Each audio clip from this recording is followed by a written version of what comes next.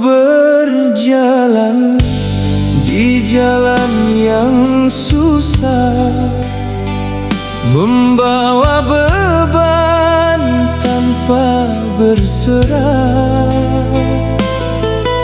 Siang dan malam ku pertaruhkan, namun tak pernah dipandang.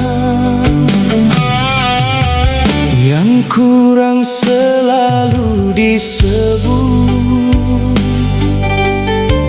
yang lebih tak pernah dihitung.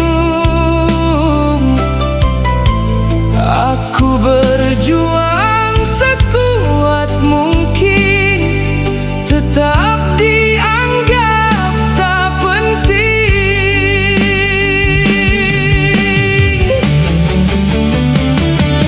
Sadis saat orang lain dihargai, aku hanya dipandang sebelah mata.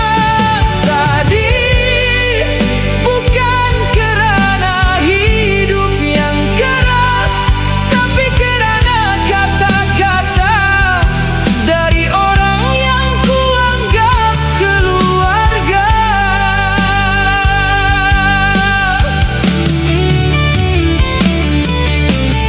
Aku tak minta dipuji,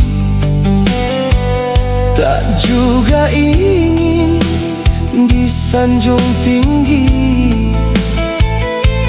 Cukup mengerti apa yang ku lalui, itu sudah bererti. Tapi yang datang hanya hinaan,